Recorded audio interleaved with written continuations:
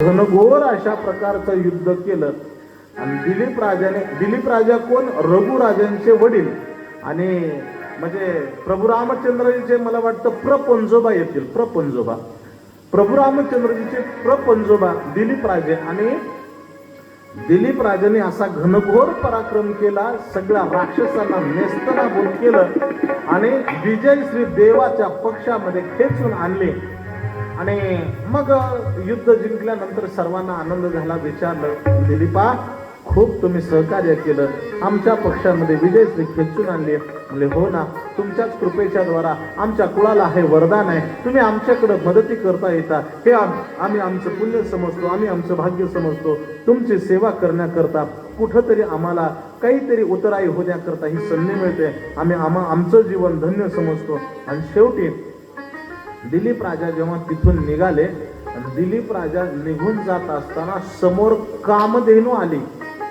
आणि कामधेनूला दिलीप राजाने वंदन केलं नाही. कामधेनूला वंदन न केल्यामुळं कामधेनूचा तो अपमान ठरला. शास्त्र जर बारकाव्यानं पाहायचं झालं तर काका, गंमत अशी आहे, शास्त्र अत्यंत सूक्ष्म आहे. एखादा जर गाईच्या तुपाचं भांड समोरून मोकळं घेऊन चालला असेल तर त्या गाईच्या तुपाच्या मोकळ्या भांड्याला, मी काय म्हणतो समजतं ना, गाईचं तूप ठेवण्याकरता पात्र असतं, भांड असतं ना, तर ते मोकळं भांड ते सुद्धा पवित्र आहे. एखादी माता माऊली हातामध्ये त्या गाईच्या तुपाचं भांड घेऊन निघाली आणि दुसऱ्या बाईनं त्याला पाहून जर नमस्कार नाही केला तर जिनं नमस्कार नाही केला तिला पाप लागतं. शास्त्र आहे. गाईच्या तुपाच्या मोकळ्या पात्राला सुद्धा नमस्कार केला पाहिजे. आणखी सांगू का, ते चौक आहे ना, चौक, इकडून एक रस्ता येतो, इकडून एक, चार चौक, चार रस्ते एकत्र येतात, त्याला चौक म्हणतात. तो चौक सुद्धा पवित्र आहे. चौक आला ना, आपण त्या चौकाला वंदन केलं पाहिजे. का वंदन? ते आपण पंढरी क्षेत्रामध्ये जे प्रदक्षिणा करतो आणि माऊलींच्या तिथं आल्यानंतर आपण स्वतःभोवती गोल फिरतो, बरोबर आहे का? ती प्रदक्षिणा कोणाला आहे? माऊलीला आहे का? नाही, ती प्रदक्षिणा चौकाला आहे. चौकाला माऊलींच्या जवळ दोनदा गोल फिरण्याची पद्धती आहे. एकदा नमस्कार चौकाला आणि दुसरा माऊलीला, तिसरा नाथ महाराजांना, अशी पद्धती आहे.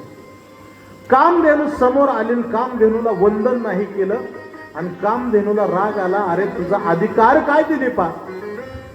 जर स्वर्गामध्ये युद्ध लागलं तर मृत्यू लोकातून तुला वरती आणलं जातं, एवढा तू मोठा ज्ञानी आणि पवित्र आचरण संपन्न आहेस आणि मला नमस्कार करत नाहीस. मला नमस्कार न केल्यामुळं दिलीपा मी तुला शाप देते, तुझा वंश वाढणार नाही. माझ्या वंशाची सेवा केल्याशिवाय तुझा वंश वाढणार नाही, मी तुला शाप देते. दिलीप राजाचं लग्न झालं, पण दिलीप राजाला पुष्कळ वर्ष संतती नाही, पोटी संतती नाही. काय करावं? आणखी एक रघुकुळाची पद्धत अशी आहे, यांचा नियम असा आहे, पहिल्यापासून अगदी सगरापासून वशिष्ठ ऋषी गुरु आहेत. वशिष्ठ महाराजांनीच रामप्रभूंना योग वासिष्ठ सांगितलं. दशरथ महाराज वशिष्ठ, प्रभू रामचंद्रजींचे गुरु कोण? वशिष्ठ महाराज. दशरथ महाराजांचे गुरु कोण? वशिष्ठ महाराज. बर, अजराजांचे वडील गुरु कोण? वशिष्ठ महाराज. रघुराजाचे गुरु कोण? वशिष्ठ महाराज. दिलीप राजाचे गुरु कोण? म्हणजे शिष्यानं मरून जायचं आणि गुरुने अमर राहायचं, अशी पद्धती होती. वशिष्ठ महाराजांनी सांगितलं, बाळा ते दिलीपा तुला संतती होत नाही. म्हणजे होय महाराज, काय करावं? आणखी पावणे 9 वाजत आले तरी कशाचा काही तपास नाही. म्हणजे एकच कारण आहे, तुला काय करावं लागेल? तुला माझ्या संततीची तुला ना, तू स्वर्गामध्ये गेला, कामधेनूचा अवमर्द झाला, तू कामधेनूकडे जा आणि कामधेनूची मुलगी घेऊन ये. कामधेनूची मुलगी, तिचं नाव नंदिनी.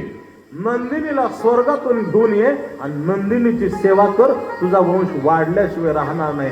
नंदिनीला हे दिलीपराजे स्वर्गामध्ये गेले, कामधेनूची माफी मागितली, सांगितलं तुमची मुलगी आम्हाला द्या, तुमची मुलगी सेवेकरता पाहिजे आमच्या आश्रमामध्ये. राजा तुझा राजवाडा आहे, राजवाड्यामध्ये मी माझी मुलगी देत नाही. सांगितलं मी राजवाडा सोडतो, आश्रम बांधतो, पर्णकुटी बांधतो, त्याच्यामध्ये तुमच्या मुलीची सेवा करतो. स्वर्गातून 4 पायाची कामधेनूची मुलगी नंदिनी घेऊन आले, आश्रम बांधलं, आश्रमाच्या बाहेर दिलीप राजा गुराख्यासारखी नंदिनीची पूजा करायला लागला. सकाळी उठल्यानंतर गायी उठायच्या अगोदर, नंदिनी उठायच्या अगोदर दिलीपाने उठावं आणि नंदिनी उठायची वाट बघावी. उठल्यानंतर नंदिनीला सुंदर अशा प्रकारचं स्नान घालावं, नंतर सुंदर अशा प्रकारचा नंदिनीला सकाळी दिवा लावावा, नंदिनीचं अंग पुसावं.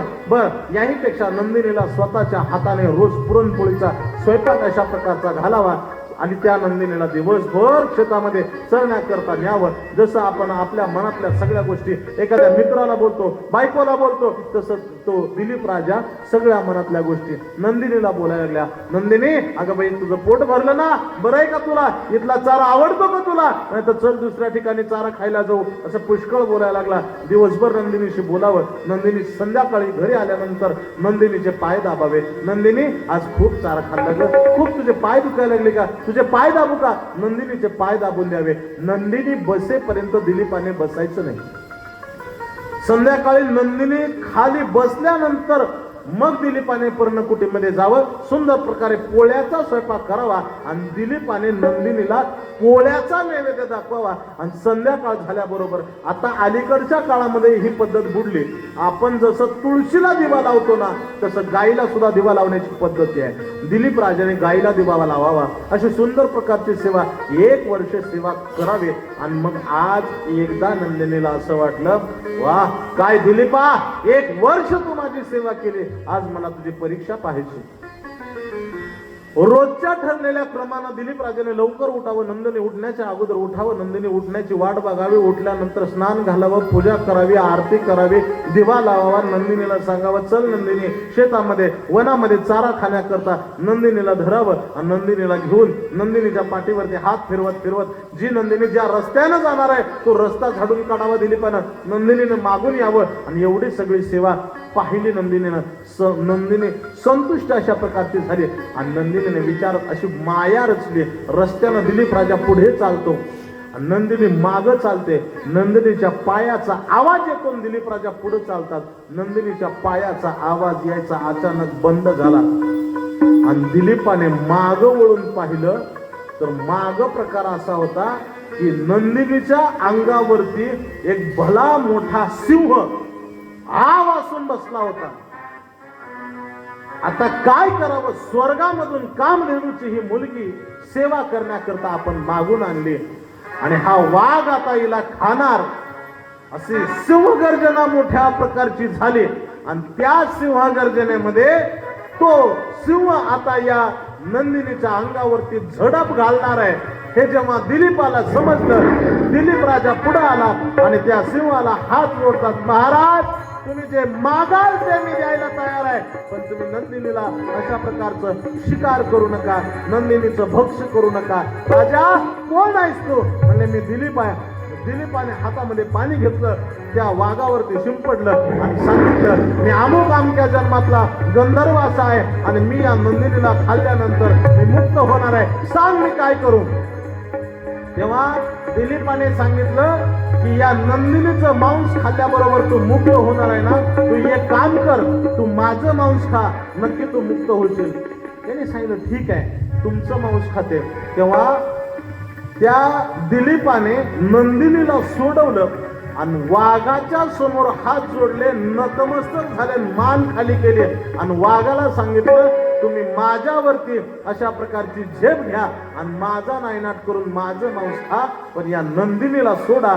आणि दिलीपाने हात जोडले, वाघाला मान खाली घातले आणि वाघ आता जोरात झडप घालणार.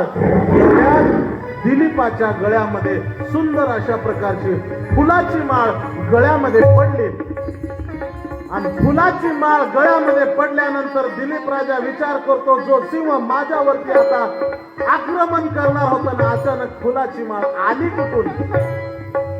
अरे वाघाने आपल्याला, सिंहाने आपल्यावरती झडप घालण्याकरता आपण मान खाली केलेली, गळ्यामध्ये तर फुलाची माळ पडली, काय कारण? नंदिनीकडे पाहिलं, हात जोडले आणि नंदिनीने बोलायला चालू केलं, दिलीपा अरे तुझी सेवा पूर्ण झाली. हा वाघ नव्हता, हा सिंह नव्हता, हा कोणी हिंस्र पशु नव्हता, तर माझं रक्षण करण्यामध्ये तू किती तत्पर आहे हे पाहण्याकरता मी तुझी परीक्षा घेतली होती दिलीपा. म्हणून सांगते, आता तुला घरी घेऊन चल, आजचा शेवटचा दिवस असणार आहे. आणि दिलीप राजाने त्या दिवशी नंदिनी मातेला घरी नेलं, नंदिनीची सेवा केली. आणि नंदिनीची सेवा केली म्हणजे नंदिनीचं दूध काढलं असं नाही बरं का, दूध काढायचं नाही, दूध नंदिनीचं दूध प्यायचं अधिकार नाही दिलीपाला, दूध काढायचं नाही. संध्याकाळी घरी आले, नंदिनीची पूजा केली, नियमाप्रमाणे नंदिनीला पोळ्याचा स्वयंपाक अशा प्रकारचा करून घातला. वशिष्ठ महाराजांनी सांगितलं, तुझी सेवा पूर्ण झाली, चल उद्या तुझ्या घरामध्ये पाळणा हलणार आहे. आणि तिथून पुढे दिलीप राजाला संतती अशा प्रकारची झाली. नंतर रघुराजा, नंतर अज राजा